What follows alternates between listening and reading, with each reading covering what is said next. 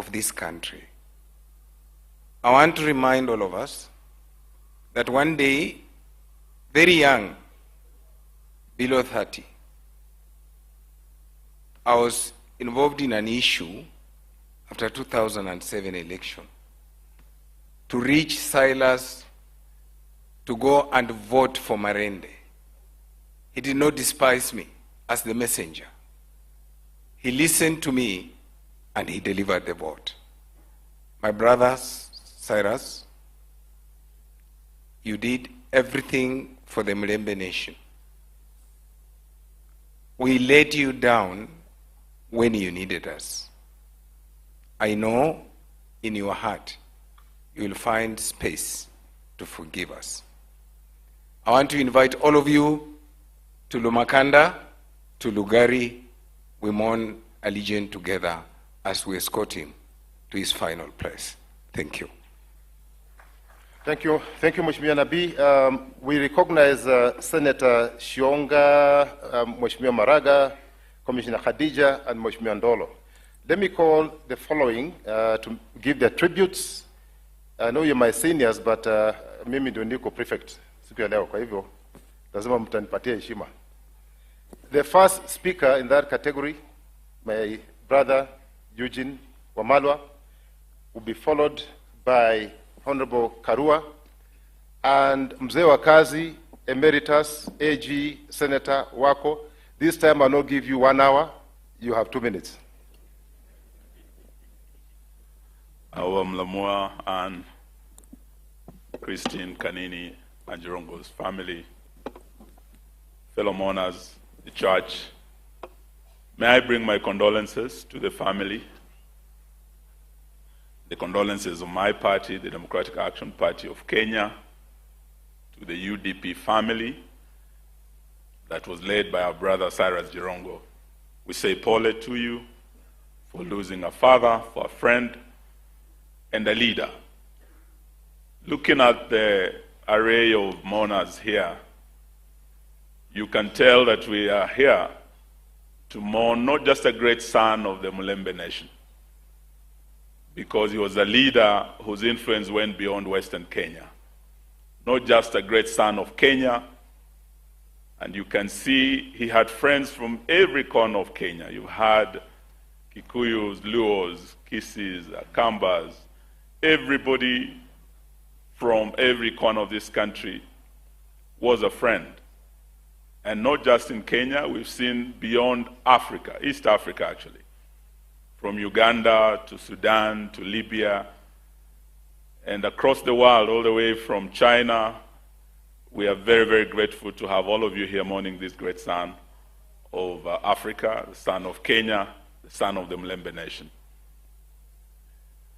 For me, I knew Cyrus when I was a young man, just going to the university at the time.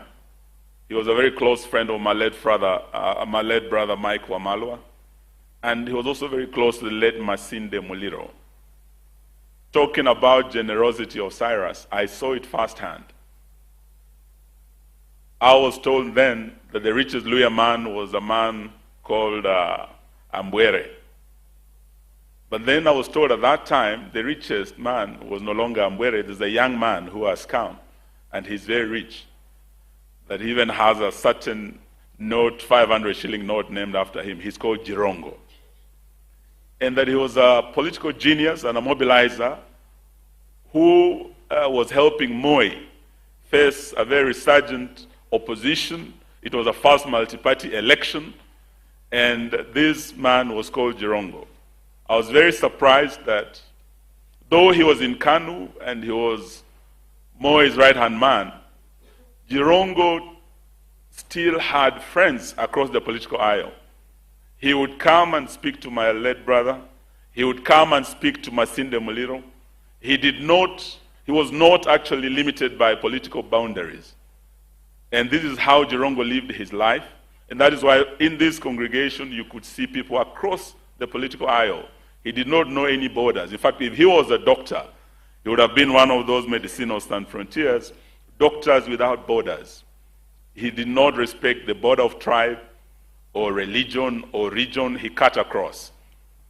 And I would like us, particularly those of us who are from the Mlembe Nation who are here today, if there is one thing we can pick from Cyrus, the greatest honor we can bestow upon this man is to fight for what he fought for most, Luhya unity, the unity of the Mlembe Nation.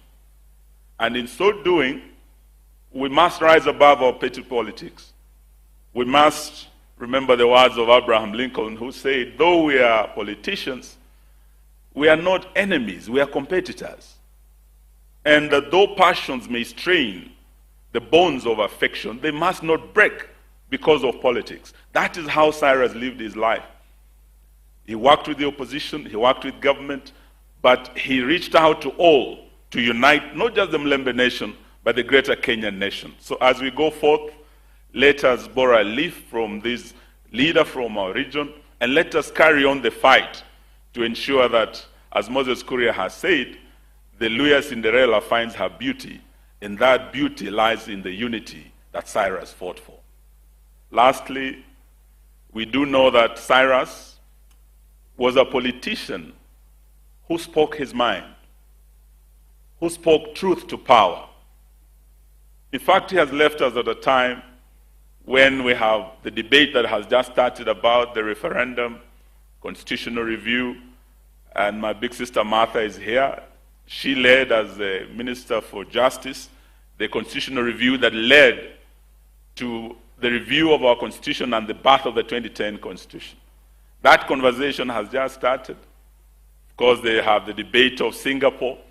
This is the time we would have liked the dynamite voice of Cyrus Jirongo to contribute to this national discourse that is just starting. I'm sure Cyrus might have said, well, we tried this at Bomas, at NADCO, at BBI.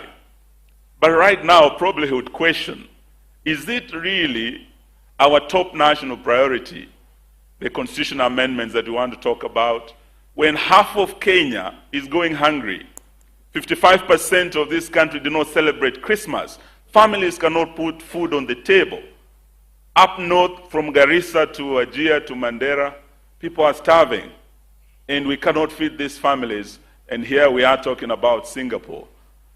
He would have asked, our health sector is in a mess. For the first time, Kenyatta National Hospital is about to collapse.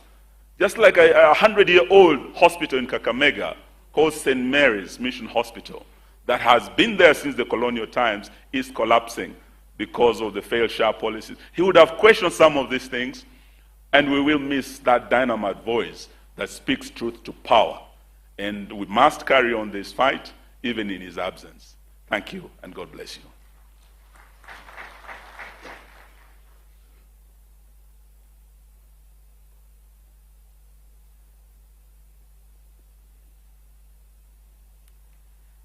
The family of the late friend and brother, Cyrus Jirongo, led by the widows, Anne, Christine, and Anne, and the entire Jirongo family, and the people gathered here. We are here to honor a friend and a brother. I met Cyrus before he started, before his entry into politics. And in line with his character, he had come to the courts to bail out a friend, now a big shot in government. And in that process, because I too had gone to help that particular mutual friend, we got to know each other. Later we were to meet in Parliament. He was in government, we were in the opposition, but that did not stop our collaboration.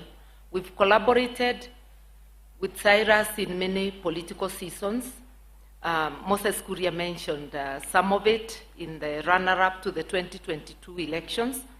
We were planning on collaborating moving forward.